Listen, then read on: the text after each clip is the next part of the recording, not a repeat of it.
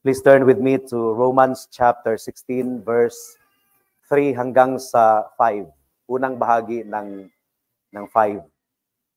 Romans chapter 16 verse 3 hanggang sa 5. And this is what the word of God says. Batiin ninyo si Priscilla at si Aquila na aking mga manggagawa kay Kristo Jesus, na ipinain ang kanilang leeg para sa aking buhay. Sila hindi lamang sa kanila hindi lamang ako ang nagpapasalamat, kundi pati ang lahat ng mga iglesia ng mga hintil. Batiin din ninyo ang iglesia na nasa kanilang bahay. May the Lord bless the meditation of His word this morning.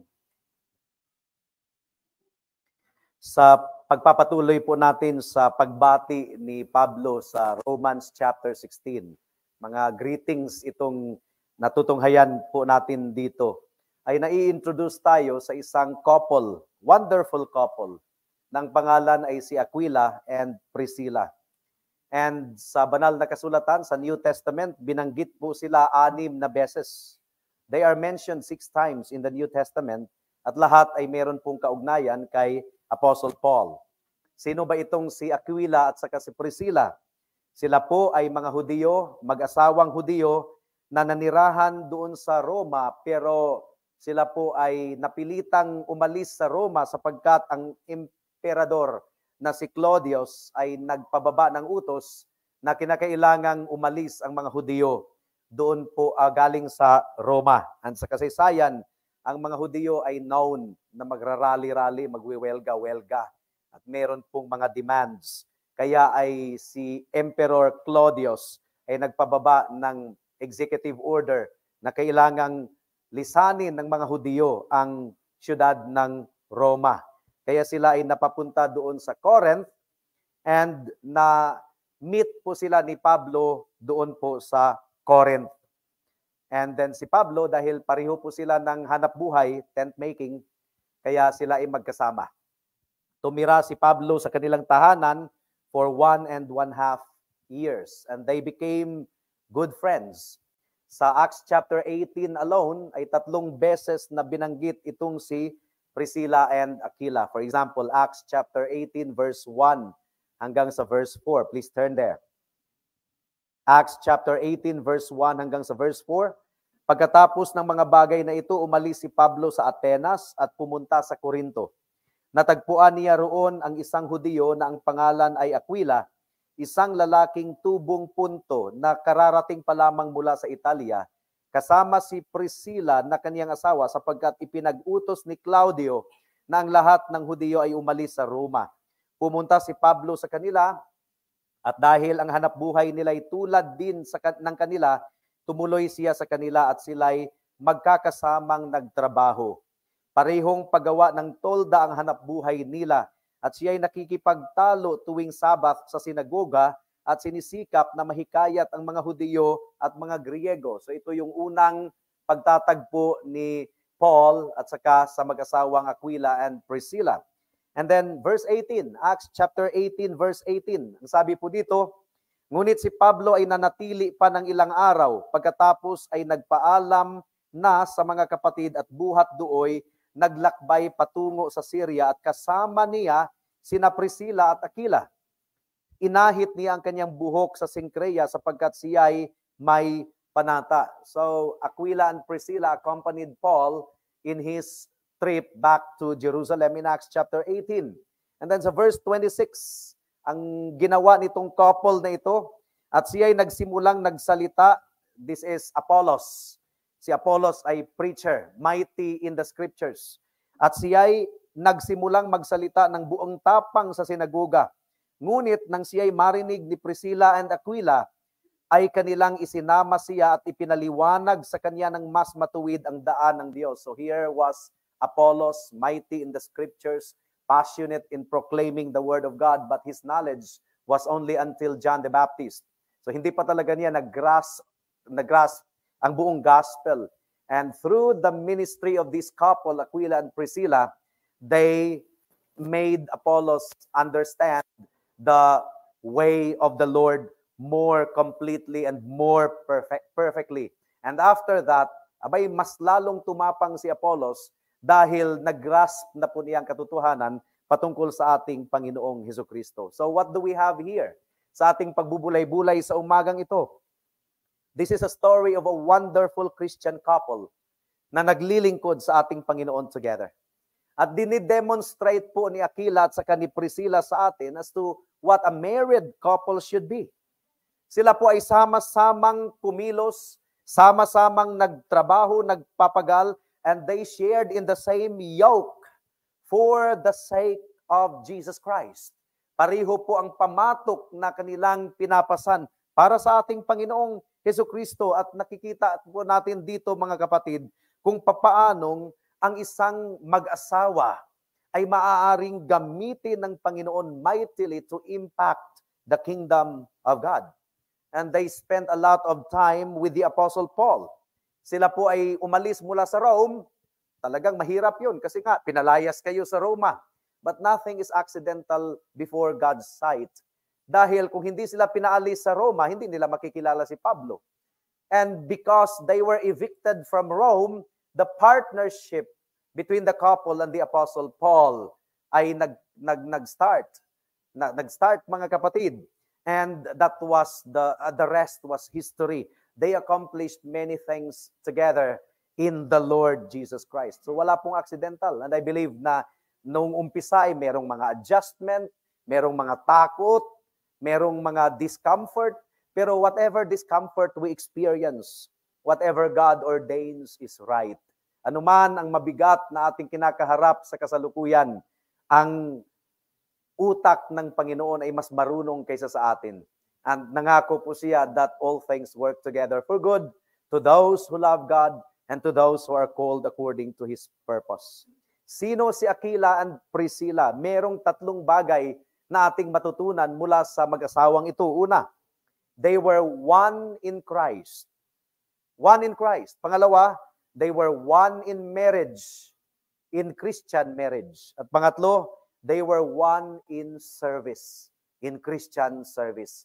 At naway tulungan po tayo ng ating Panginoon sa ating pagpapatuloy sa umagang ito. Tayo po muna ay manalangin.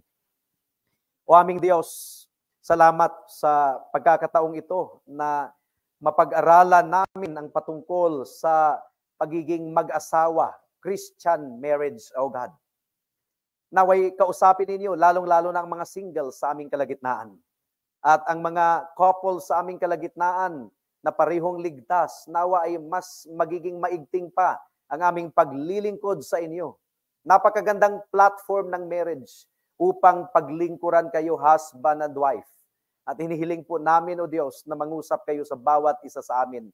Sa mga married couples dito, ng isa ay believer at ang isa ay unbeliever, naway ang inyong biyaya ay ibuhos po ninyo na ang mananampalataya ay mamuhay ng may magandang patutuo at nire-represent ang tagapagligtas kahit sa konteksto ng pag-aasawa ng hindi equal yoking, dahil ito talaga ang nangyari. Inihiling po namin, O Diyos, na kayo ang maluwalhati sa umagang ito. In Jesus' name we pray. Amen. Sino si Aquila at saka si Priscilla? Mentioned 6 times in the New Testament, all associated with the Apostle Paul. Who were they? Well, first of all, they were one in Christ. Iisa sila kay Kristo. They were one in Christ. Now, ano bang ibig sabihin natin itong salitang in Christ? Aquila and Priscilla were one in Christ. Ibig sabihin, pareho po silang ligtas. Pareho po silang nakagrasp sa mensahe ng Ebanghelyo. Pareho po silang bahagi ng family of God. Pareho silang binigyan ng karapatan na maging anak ng Diyos. Dati ay anak sila ng dyablo, pero ngayon ay anak sila ng Diyos. Dati ay kaaway sila ng Diyos at lingkod sila ni Satanas, pero ngayon kaaway sila ni Satanas at lingkod sila ng Diyos. Dati ay hindi sila kabahagi ng kaharian ng Diyos, but now they were both part of the kingdom of God. Dati ay lumalakad sila sa maluwag na daan tungo sa kapahamakan, pero ngayon ay pareho silang lumalakad sa makipot na daan tungo sa buhay na walang hanggan. Now, itong salitang in Christ, one in Christ is very important. Say, for example, itong si Aquila and Priscilla, they were one in Christ even in their ministering sa young preacher ng pangalan na Apollos. Acts chapter 18 verse 24 hanggang sa 26. Ang sabi po dito, dumating noon sa Efeso ang isang Hudyo na ang pangalan ay Apollos, na tubong Alejandria. Siya ay mahusay magsalita at dalubhasa sa mga kasulatan. Ang taong ito'y tinuruan sa daan ng Panginoon at palibhasay may maalab na espiritu. Nagsalita siya at nagturo ng wasto tungkol kay Jesus. Bagaman ang nalalaman lamang niya ay ang bautismo ni Juan at siya ay nagsimulang magsalita ng buong tapang sa sinaguga, ngunit wala siyang marinig. Ngunit nang siya ay marinig ni na Priscilla and Aquila, ay kanilang isinama siya at ipinaliwanag sa kanya ng mas matuwid ang daan ng Diyos. So what do we see here? They were on the same page. Aquila and Priscilla were on the same page. Inibig nila ang Panginoon. Meron po silang spiritual understanding. Meron silang gospel understanding. They were one in the Lord Jesus Christ. And so they were able to sit down with Apollos and explain to him the way of God more perfectly. In Christ. Ang salitang in Christ ay nabanggit yan 130 times in the New Testament. At ito ay nagdi-describe sa ating spiritual relationship with the risen Savior, with our Lord and Savior, Jesus Christ. Nagdi-describe ito sa kung ano ang ginawa ng Diyos para sa atin in Christ. Meaning to say, it describes our position as in Christ, na dati ay hiwalay tayo sa Diyos. Hiwalay tayo sa sambahayan ng Diyos. But now, we are in Christ. At kabilang tayo sa household of God. Alam ba ninyo na dalawa lang ang uri ng mga tao dito sa mundo? Dalawa lang ang posisyon. Dalawang panig lang meron ang mga tao dito sa mundo. In Adam and in Christ. 1 Corinthians chapter 15 verse 22. Dalawa lang po, mga kapatid, mga kaibigan. So it's either you are in Adam or you are in Christ. 1 Corinthians 15:22, ang sabi dito, sapagkat kung paanong kay Adan, in Adam, ang lahat ay namamatay, gayon din kay Kristo, in Christ, ang lahat ay bubuhayin. At lahat ng individuals dito sa mundo is either in Adam or in Christ, in the eyes of God. Now, bago pa tayo naligtas, bago pa natin nakilala ang ating Panginoon, before we were saved, we were all in Adam. And in Adam, all shall die. Hindi lang ito physical death, but eternal death. Now, itong si Aquila and Priscilla, and this is really important sa pag-aasawa, they both believed in Christ. They both were born again. They were in Christ. Galatians chapter 3, verse 26 to 28. Ang sabi po dito, mga kapatid, Galatians 3:26 to 28, sapagkat kay Kristo Jesus, kayong lahat ay mga anak ng Diyos. So in Christ, kay Kristo Jesus, kayong lahat ay mga anak ng Diyos sa pamamagitan ng pananampalataya, sapagkat ang lahat na sa inyo na binautismuhan kay Kristo ay ibinihis si Kristo. Walang Hudyo o Griego, walang alipin o malaya, walang lalaki o babae, sapagkat kayong lahat ay iisa kay Kristo. What a wonderful it is kung ang mag-asawa ay parihong mananampalataya, iisa kay Kristo Jesus. And being in Christ has something to do with our eternal salvation. If you are outside of Christ, you are under God's wrath and condemnation. But if you are in Christ, Romans chapter 8 verse 1, there is now, therefore, no condemnation to those who are in Christ Jesus. Romans chapter 8 verse 1, ngayon nga'y wala ng kahatulan sa mga na kay Kristo Jesus. At ano ang palatandaan sa mga tao na kay Kristo Jesus? Ano ang palatandaan? 2 Corinthians chapter 5 verse 17. Ang classic verse na palagi nating binabanggit, kaya't ang sino man na kay Kristo, those who are in Christ, Siya'y bagong nilalang, new creation. Ang mga lumang bagay ay lumipas na, tingnan ninyo ang lahat ay naging bago.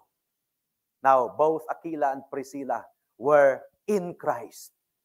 What a wonderful couple. What a wonderful husband and wife. Both are in Christ. Parihong nakakilala sa ating Panginoon, parihong umiibig sa ating Diyos, parihong ligtas, at parihong miyembro ng sambahayan ng Diyos. And let us also pray the same, na ang mga couples dito sa church ay sa takdang panahon ng Panginoon, naway kaawaan niya, na ang couples talaga ay magiging in Christ pareho. Kasi meron naman talagang ang misis lang ang ligtas at ang husband ay hindi. Meron ding ang husband ay ligtas at ang misis ay hindi. Dahil sa providensya, nagkakilala sila, pareho pa silang hindi mananampalataya, and then somewhere along the way, ang isa ay naging mananampalataya. So this is really our prayer, that all couples will be in Christ, that God will grant it unto us, this desire of our heart. And I suppose, ay isinasama natin ito sa ating palagihang panalangin sa ating Panginoon, at manalangin tayo ng manalangin na ang Diyos ay kumilos sa ating mga kabiyak or mga family members na wala pa kay Kristo. And this is what we see in Aquila and Priscilla. They were new creations in Christ. Now, pangalawang punto, who were Priscilla and Aquila? Of course, they were one in marriage. They were one in marriage. Marami pong mga couples ngayon na wala talagang very little, it's something very little in common between husband and wife. Marami talagang mga couple na kakaunti lang ang common between them. Talagang magkasalungat ang husband and wife. And we have an example of that in the Bible. If you remember Nabal and Abigail, si Nabal ubod ng kasamaan, and si Abigail was a woman of God. She was a believer of God, and Nabal was a very wicked man. They were diametrically opposed to each other in character. They were opposed to each other in likes and tastes. Can you imagine, ang husband ay gustong palaging may naglalasingan, palaging may nagsisigawan, at ang wife ay gusto ng kapayapaan, naglilingkod sa Panginoon. Ang husband ay humahatak sa kanya palayo sa Panginoon. The wife loves to worship God, and the husband hinders his wife from worshiping God. Ganon ang nangyari kay Nabal and Abigail. They were one flesh in marriage, but they were not one when it comes to the Lord Jesus Christ. Nakuha po natin. Now, ang husband and wife, it is described in the Bible as one flesh. Ephesians chapter 5, verse 30 to 33. And therefore, Aquila and Priscilla were one flesh. They were no longer two, but one. Sabi po dito, sapagkat tayo ay mga bahagi ng kaniyang katawan. Dahil dito, iiwan ng lalaki ang kaniyang ama at ina, magsasama sila ng kaniyang asawa, at ang dalawa ay magiging isang laman. Ang hiwagang ito ay dakila, subalit ako ay nagsasalita tungkol kay Kristo at sa iglesia. Gayunman, dapat ibigin ng bawat isa sa inyo ang kaniyang sariling asawa, gaya ng kaniyang sarili, at igalang ng babae ang kaniyang asawa. So marriage definitely is used by God as a picture of Christ's relationship with His church. As we are one in Christ, we are united to Christ. We are one flesh with Christ, in a sense. At paano natin yan maunawaan? The ultimate illustration is the illustration of marriage. And in fact, yung term na one flesh, and they are no longer two but one flesh, itong term na ito, it is reserved in the Bible only for marriage. Yung one flesh. It is reserved in the Bible only for marriage. And it is also used in the Bible to describe Christ and His church. Wala na pong ibang relationship like it in the Bible na dinidescribe as one flesh. Marriage lang po. So hindi po one flesh ang magkakaibigan. Hindi po literal na one flesh sa laman, dahil gumagawa ng immoralidad or one flesh. Only marriage ang meron pong one flesh sa Bible. And it has the idea of kinship and family because marriage unites two families.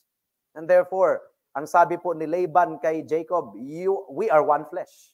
You are one flesh with me. Meaning to say, they were relatives. At paano sila naging relatives? By marriage, by kindred, mga kapatid, mga kaibigan. One flesh has the idea of kinship and family.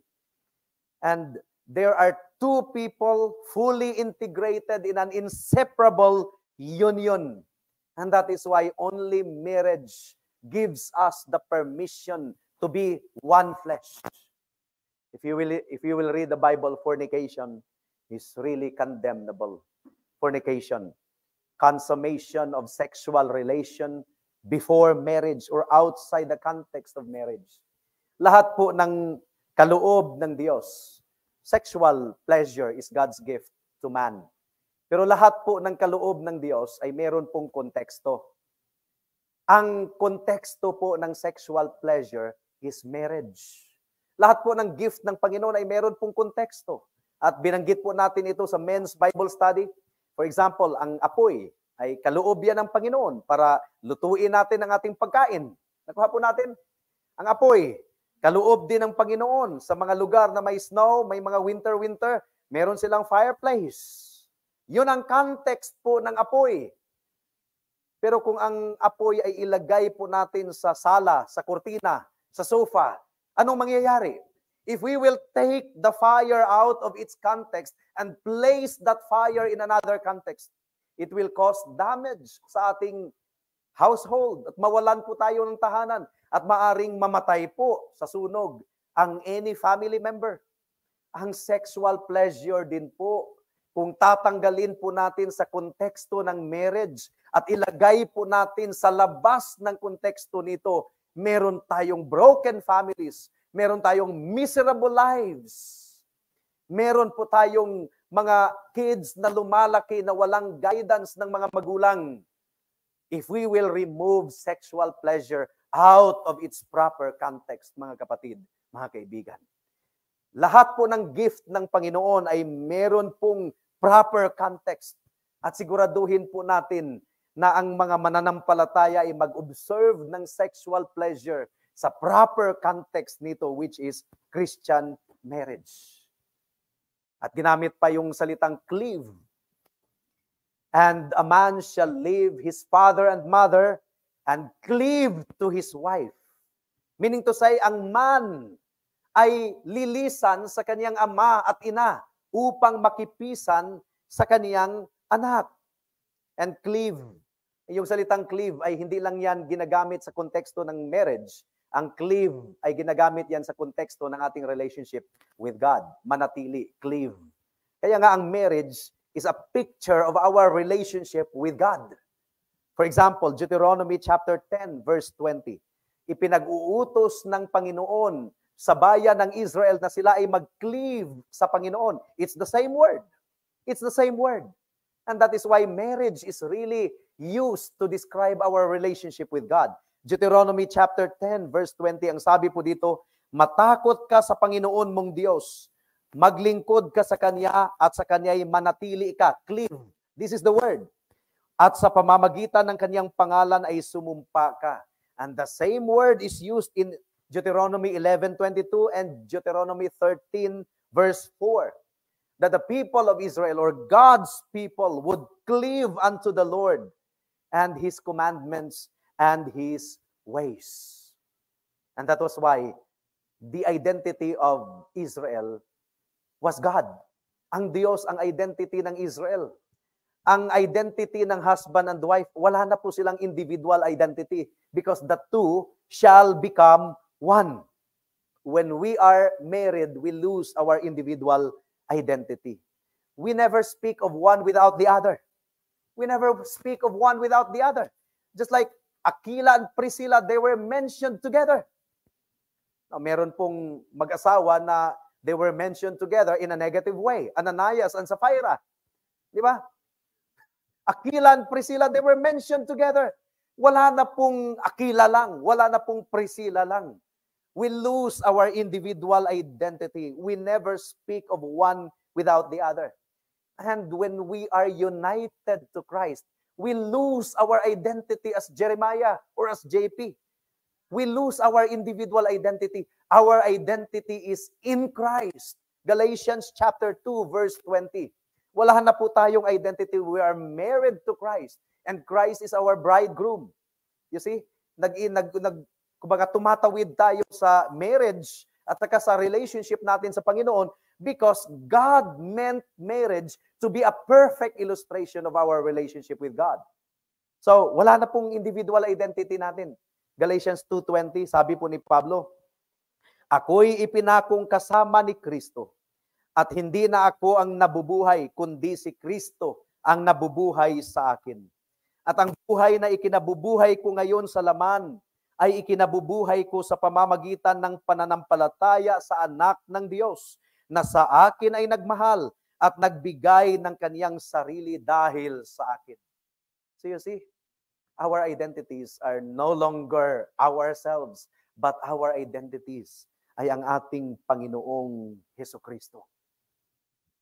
That's why marriage is a perfect illustration of our relationship with Christ, because in marriage, we lose our individual identity. You cannot speak of Jeremiah without Sister Joy. You cannot speak of one without the other. You cannot speak of Jack without Isa. Lahat po ay one flesh, one identity. Now, in the case of Aquila and Priscilla, every time their name is given in the scripture, they are given together. So, sama-sama po silang nagli-labor sa kanilang family business, tent making, and then they also ministered together. In our context, we go to church together, husband and wife. We serve the Lord together. They ministered together. Ginamit nila ang kanilang marriage bilang platform of service. At ang tahanan po ni Aquila at Priscilla ay naging place of ministry. That church that is in their house. Di ba sinabi sa verse 5? Greet the church that is in their house. And sa konteksto po nung araw, dahil wala pang mga church buildings, ang churches ay nagtitipon kung saan merong malaking lugar, and within the week, meron pong mga Bible studies. Yun po yung bahay ni Aquila and Priscilla. Ginamit po na venue sa pag-aaral ng salita ng Diyos. And then, nakikita po natin, binasa kanina natin sa Acts chapter 18, that in love and humility, itong mag-asawang ito ay ginamit ng Diyos upang ipaliwanag kay Apollos ang daan ng Panginoon more perfectly. At ako'y naniniwala na hindi tahimik si Priscilla doon.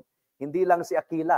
Talagang silang dalawa, couple, pareho pong nagbahagi kay Priscilla and Aquila. In the church, hindi pwedeng mag-preach ang babae. But in that context na meron pong sharing, one-on-one sharing, Aquila and Priscilla were one in explaining the matter to Apollos. Ang marital unity ni Aquila and Priscilla should serve as an example to us. Sa ating kapanahunan ngayon, ang marriage po ay minamaliit ng mga gobyerno, ng mga pamahalaan sa ating kapanahunan ngayon. Pero sa Christian marriage, dapat nating maunawaan na ang pag-aasawa ay magandang platform sa paglilingkod po ng ating Panginoon. And when a man and a woman marry, they become one flesh. It is a permanent and powerful bond of love and fidelity. Ang dalawa ay sama-samang lumalago kay Kristo. Sama-samang nagmamature at maging sa kanilang practical ability to bless others. And that is why it is important, according to 1 Corinthians chapter 7, that when we marry, we should marry in the Lord. When we marry, when our singles marry, they should marry in the Lord. And for what purpose? So that the two can labor together as one. What if meron pong magdi-deviate? at mag-aasawa at hindi po sa Panginoon. And we take it seriously. We take it seriously, mga kapatid, mga kaibigan. And Priscilla and Aquila demonstrated this principle. Na makikita mo na ang isa ay naglilingkod kasama sa isa. And they were offering themselves in the service of others. Ang mag-asawa ay meron ng bagong identity together as a couple. And people often see them as a couple more than as individuals. Yun ang nangyari kay Priscilla and Aquila. And once ang dalawang nilalang ay mag-unite in marriage, ang former relationships ay mabago. Wala na pong my friends and your friends, but our friends. Wala nang my money and your money, but our money. We are no longer two, but one. Now, ganito po ka mahalaga ang marriage. And do you wonder why? Bakit mabigat talaga ang utos ng salita ng Diyos? That Christians ought not to be unequally yoked with the unbelievers. Mabigat. It is weightily given in the scriptures, and I will demonstrate that later. Weighty. What fellowship is light with darkness? Meron pong rhetorical questions. Ang sinasabi po ng 2 Corinthians chapter 6 verse 14. Please turn there. Talagang mabigat po ang utos ng ating Panginoon. 2 Corinthians chapter 6 verse 14. Ang sabi dito, huwag kayong makipamatok sa mga hindi mananampalataya sapagkat unang rason, rhetorical question, anong pagsasama mayroon ang katuwiran sa kasamaan? The answer is no. There is no fellowship between light and darkness. Now, kung merong fellowship itong dalawa, it's either they are both believers or they are both unbelievers. It's either they are both light or they are both darkness. And that is why unequal yoking is really subject to church discipline. Mga kapatid, mga kaibigan, this is a simple command that requires simple obedience sa salita ng Diyos. And this is a warning sa ating mga young people. O anong pagsasama mayroon ang liwanag sa kadiliman at anong pagkakasundo mayroon si Kristo kay Belial? Meaning to say, one is loyal to Christ and one is loyal to Satan. Belial is another term for Satan. O anong bahagi mayroon ang mananampalataya sa hindi mananampalataya? Anong pakikipag-isa mayroon ang templo ng Diyos sa mga Diyos-Diyosan sapagkat tayo'y templo ng Diyos na buhay, gaya ng sinabi ng Diyos. Nakuha po natin? Sa bigat po ng command na ito, sa bigat po ng utos na ito, nag-provide po si Pablo ng series of rhetorical questions, series of analogy in order to show its impossibility. Meaning to say, a Christian should consider it a serious matter. It is impossible that there is fellowship between light and darkness. This is a simple command that requires simple obedience. And if a Christian cannot obey this command, meaning to say, his conversion and his being united to Christ is really questionable. Now, meron pong mga nahulog na mga Christians. Nahulog lang talaga dahil tayo po ay nasa laman. And that is why the church imposes church discipline and the church continues to reach out to that individual na manumbalik sa Panginoon. Magsisi sa kasalanan at salamat dahil meron na pong mga na-restore once upon a time in their Christian journey. At kasama din po natin ngayon. But for the moment, the exhortation is very weighty, mga kapatid, mga kaibigan. What fellowship is there between light and darkness? Itong command na ito, do not be bound or yoked together with unbelievers. Ang command na ito is present imperative with a strong negative. Ano bang ibig sabihin ng unequal yoking?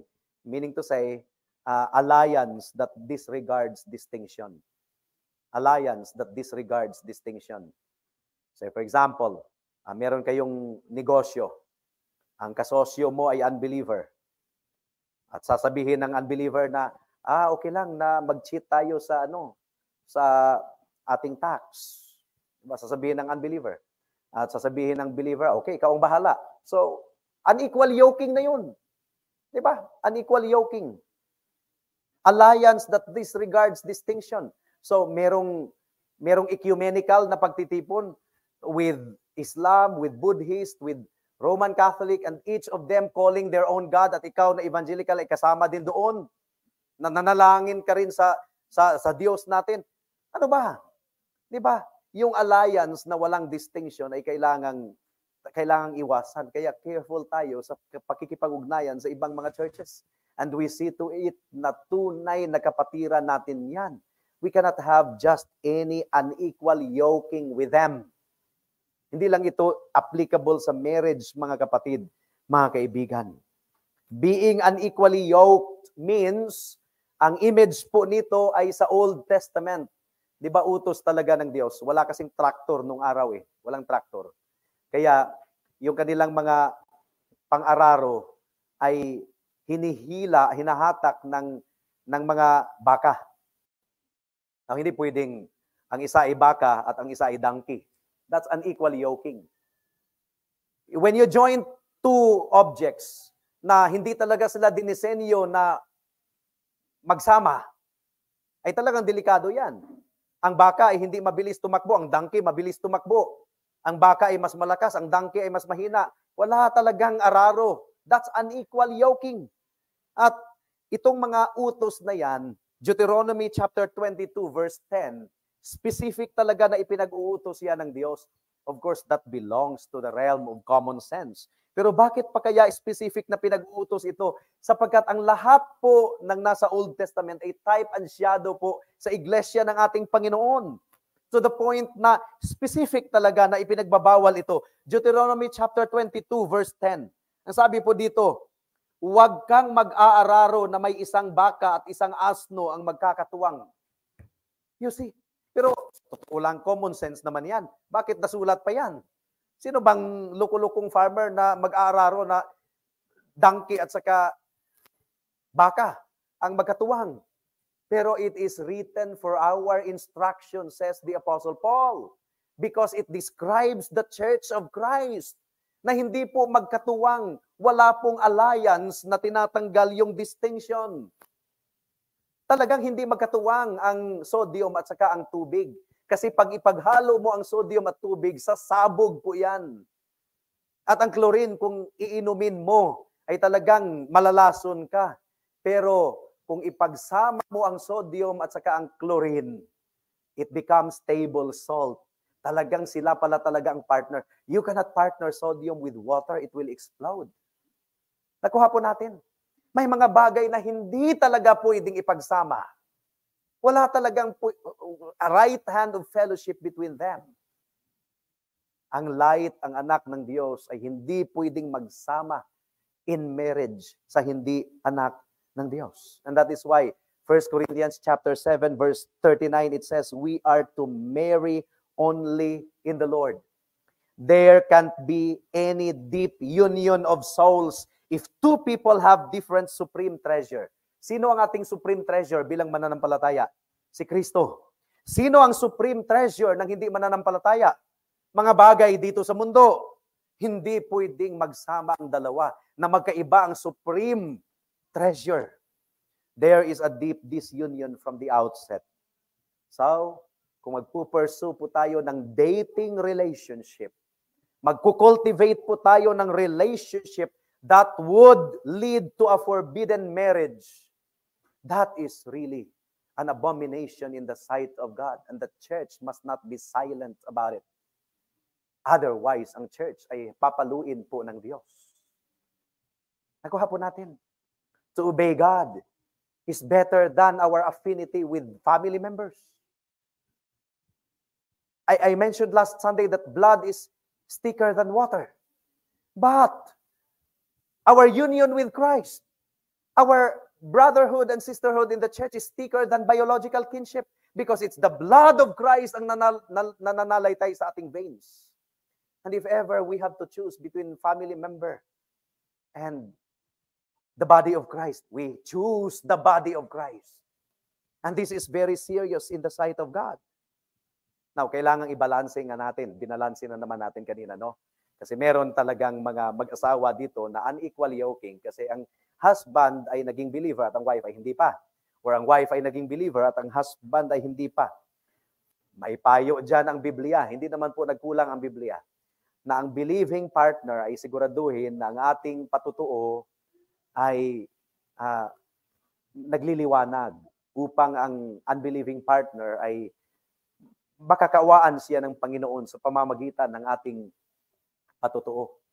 Merong isang pastor na bumisita sa bahay ng member at sinabi ng husband, hindi ako naniniwala sa church. That's why I do not go to church. 95% of the people there are hypocrites.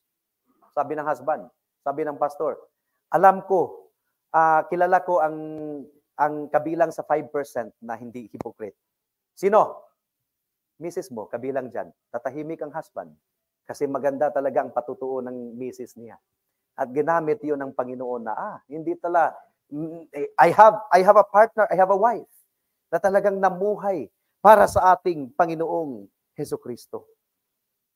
Mahalaga po ang marriage, mga kapatid, mga kaibigan. Because marriage is the ultimate illustration of our union with Christ. At naunawaan mo na ba ngayon kung bakit galit na galit si Satanas sa Christian marriage? Naunawaan mo na ba kung bakit gustong wasakin ng ating ni Satanas ang marriage at gustong i-corrupt ang marriage?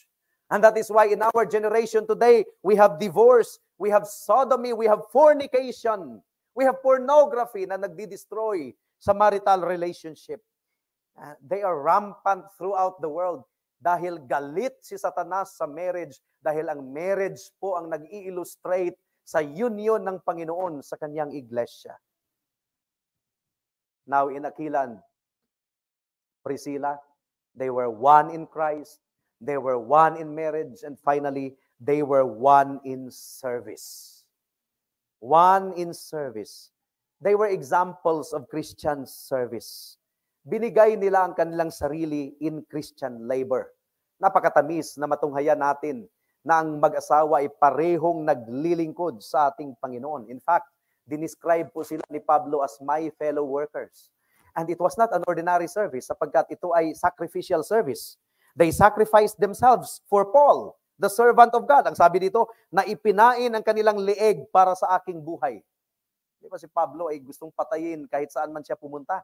Priscilla at Aquila, ipinain nila ang kanilang leeg para sa buhay ni Paul. May pagpapatuloy lang ang ministry. So it was not an ordinary service. It was a sacrificial service.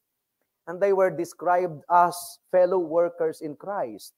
At ang salitang Griego na ginamit sa fellow worker is sunergos. Dito, di ba, dito yung salitang English na synergy. So, sunergos, ang opposite niyan is monergy, monergism. Sunergos. Ibig sabihin ng sunergos is team player. So, team player si Priscilla and Aquila, team player with Paul. At ang team player ay hindi po demanding, hindi po controlling, di ba? Hindi ini-elevate. They were team. Iisang bangka, kung sa bangka pa. At meron pong hindi po selfish ang kanilang orientation sa paglilingkod sa Diyos. Wala po silang personal agendas. They were one in service. At meron pong dalawang aspeto ng team player in the body of Christ. In one sense, we are fellow workers with God.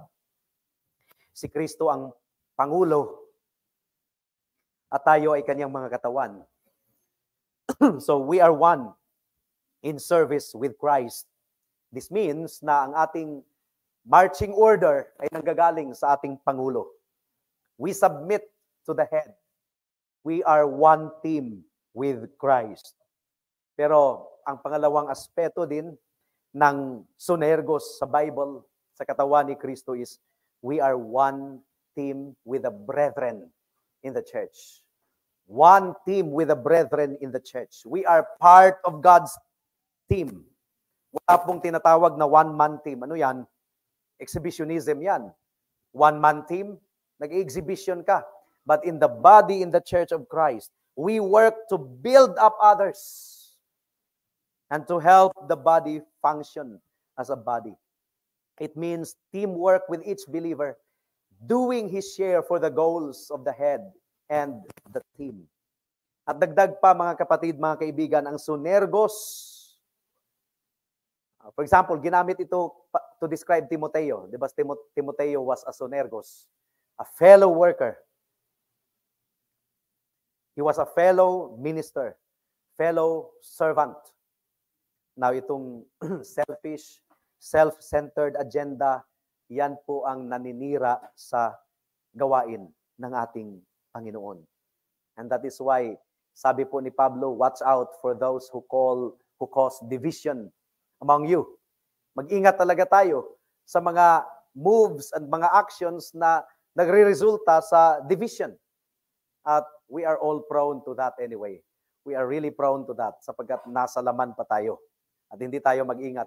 And only God is perfect.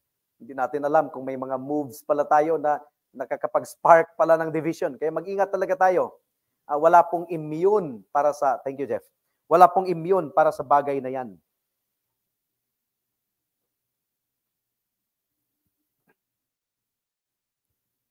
Now, ang marriage po ay nagbubukas ng maraming pintuan para sa ministry, I tell you. Pero para sa mga single, here is a word for you. Meron ding unique na paglilingkod ang mga single na hindi magagawa ng mga married people. For example, 1 Corinthians chapter 7, verse 32 to 34.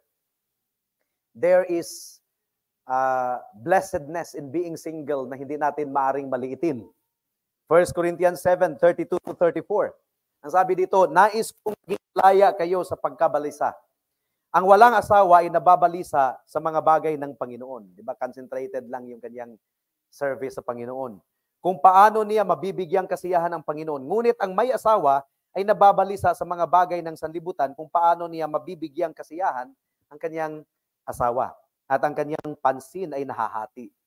Ang babaeng walang asawa at ang dalaga ay nababalisa sa mga bagay ng Panginoon upang siya'y maging banal sa katawan at sa espiritu. Ngunit ang babaeng may asawa ay nababalisa sa mga bagay ng sanlibutan kung paano niya bibigyang kasiyahan ang kaniyang asawa. So meron ding blessedness of being a single na hindi natin maaring maliitin.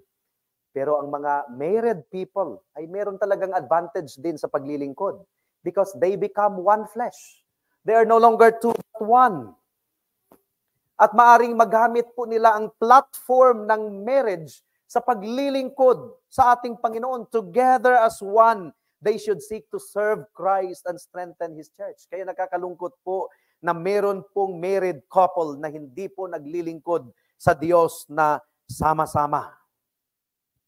In singleness, we serve Christ. In marriage, we serve Him. And blessed ng Panginoon si Aquila and Priscilla. And by the way, wala pong indication na meron silang church office. Walang nakasulat sa Biblia na si Aquila ay diakono. Wala talaga silang church office. Pero naglilingkod sila sa Panginoon. Grabe yung impact nila sa Panginoon. Kahit wala po silang church office, they simply labored together in the service of Christ. Nakikita nila ang kanilang sarili bilang mga lingkod ng Diyos. Binuksan nila ang kanilang tahanan para sa mga banal. They gave themselves in the service of the Apostle Paul wherever he went. And blessed ng Panginoon. They received a status of prominence and they were also given spiritual discernment and understanding at natulungan po nila si Apollos. At itong mag-asawa na ito, papaano sila naglingkod sa ating Diyos? Mostly in the area of His hospitality. At nabanggit ko po last Sunday na ang hospitality ay talagang napakamahalaga sa first century kasi wala pong mga hotels. At kung meron mang mga inns, they were not sanitary. Kaya sila ay umaasa sa hospitality ng mga believers every time they went. And Priscilla and Aquila were examples of hospitality. Kahit si Apollos, may indication talaga, may hint na si Apollos ay tumira din sa kay Priscilla and Aquila habang ipinapaliwanag nila ang daan ng Panginoon more perfectly. Kasi hindi naman po iyon madadala, makukuha sa isang upuan lang siguro na pinaliwanag nila ang gospel kay Apollos. I suppose, maraming araw po ang iginugugol po noon upang i-disciple po nila itong si Apollos. And then they opened their home. Meron silang bahay sa Roma. There was a church that gathered in their house. Meron silang bahay doon sa Efeso. May church din na nagtitipon sa kanilang bahay. So they were examples of service. Now mangyayari ito kung ang isang partner ay believer at ang isa ay unbeliever. Mangyayari ito. Alam natin 'yan na struggle palagi. Ang isa ay sumasalungat, ang isa ay gustong maglingkod sa Panginoon, ang isa ay humahatak. Struggle 'yan. And may the grace of God enable the unequally yoked couples sa ating kalagitnaan na talagang tumindig para kay Kristo. Kasi may mga times talaga na ang husband na hindi mananampalataya, pinapili niya yung kanyang wife. Ako or ang religion mo. May mga times talaga. Worst scenario. And that is why, by virtue of the gravity na binigay ng Biblia patungkol dito, our church takes the sin of unequal yoking and fornication so seriously. We should not tolerate it as a church and as individual Christians.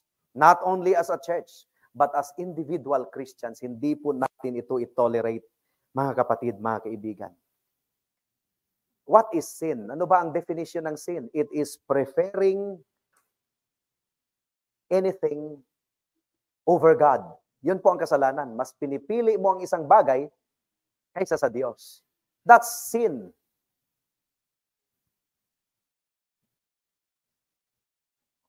At kung ang isang tao ay nagko-compromise, kung ang isang tao ay nagko-compromise, ang ibig pong sabihin nito, the erosion of his devotion will be gradual, but sure and steady.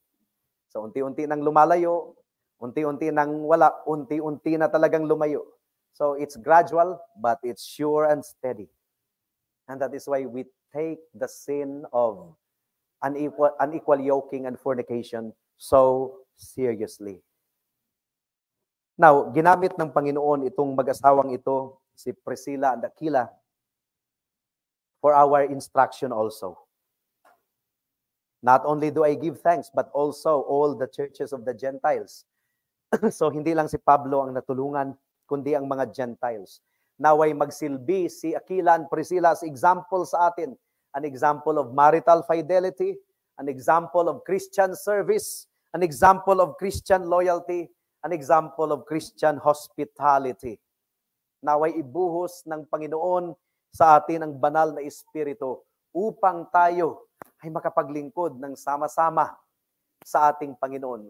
Fellow workers, sunergos, at para sa mga kaibigan or kasamahan na hindi natin alam na sikreto palang merong relationship, intimate relationship with unbelievers na hindi alam ng church.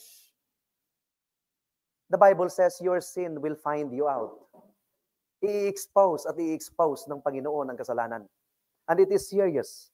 Pero biyaya din ito ng Panginoon. Mas mabuti na ma-expose ang ating kasalanan ngayon habang buhay pa tayo at tinatawag tayo ng salita ng Diyos na magsisi kaysa ma-expose ito sa araw ng paghahatol. Kaysa ma-expose ito sa pagharap natin sa Panginoon.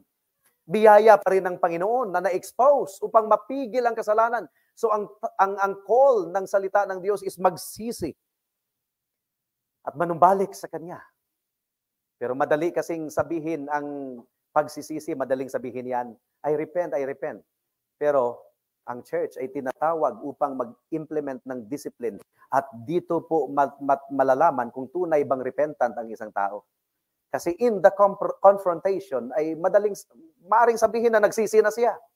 Pero sa pag-apply ng church discipline, for example, membership suspension, walang makikipagkamay sa kanya. That's biblical discipline. Doon na mararanasan ang bigat ng discipline. Nagpapakumbaba ba siya?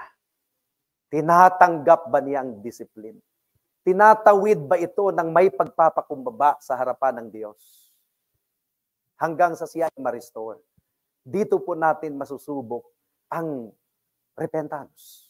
Kasi ang repentance ay maaaring sasabihin ng bibig mabilis.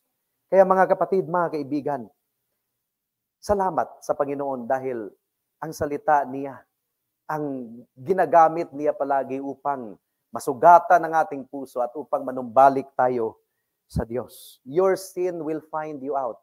And when your sin is exposed, hindi ba biyaya yan? Kaibigan, kapatid, hindi ba biyaya yan?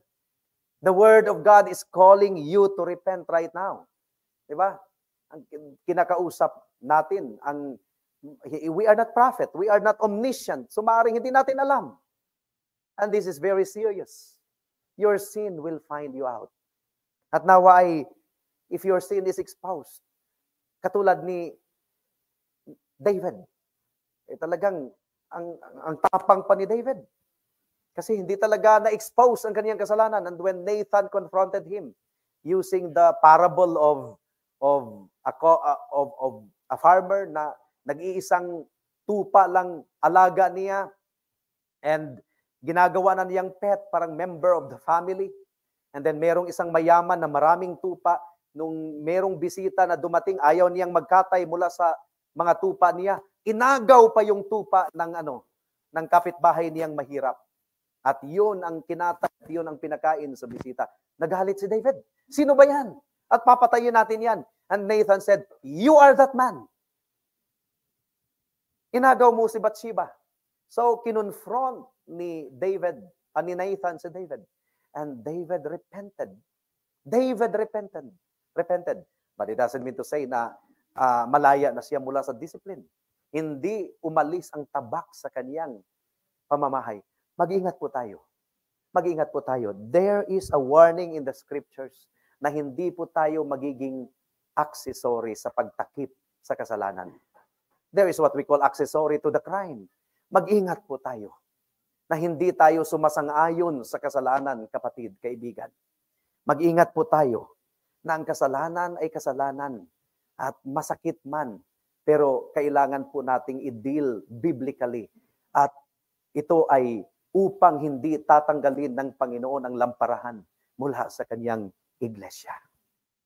Mag-ingat po tayo. It is better that your sin will find you out here on earth. Meaning to say, it is better that your sin will be exposed here on earth than when you are already standing before God in judgment. Repent and return to Christ.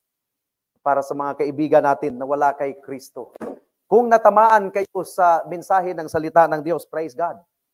Kaysa sa kapalang kayo matamaan sa salita ng Diyos, when the judge of the universe will say, depart from me, you workers of iniquity.